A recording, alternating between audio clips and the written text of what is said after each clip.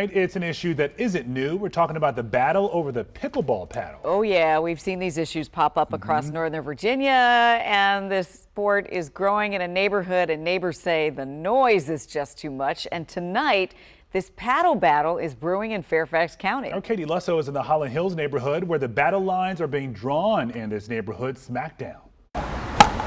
It's beyond simply pickleball. In this club, It's a community within a community. the Holland Hills Pickleball and Tennis Club is 3 years strong this month. Community voted, we raised the money, built the courts. Stephen Ryan has lived in the neighborhood since the 90s. It was a landscaping solution. He says it started as a way to clean up the dilapidated tennis courts. And I got the idea of like, what's this thing about pickleball?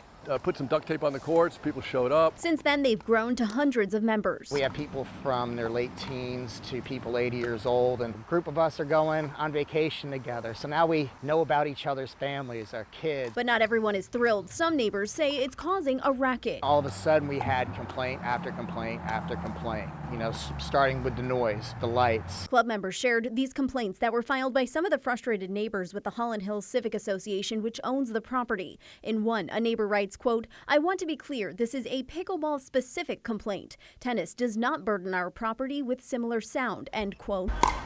The club says they put up these barriers to minimize the sound. The neighbors also expressed frustration about the number of members, which they say is higher than the amount the club is permitted to have. We have 500 members. That's where we're cutting it off. But Fallon says the Civic Association is pressuring them to make more changes. We want to cut our hours back by close to 60% and make it only during daytime hours, which means no one can play. They want to make us play with silent paddles, which is sort of like going to play basketball with a Nerf ball or swimming without water. He says they're trying to compromise. And the goalposts keep getting moved further and further away. His fear? They're not going to shut it down. The concern is they're going to make it so inconvenient that no one's going to want to play here. For now, they're just hoping this dispute doesn't serve up a loss for everyone. They see this news piece, there might be, oh my God, what are these people doing to us? And I don't want it to be viewed as that, but look at the bigger picture. Because for them, it's not just a court, it's a community. It's really impacting some lives more than they could probably even imagine.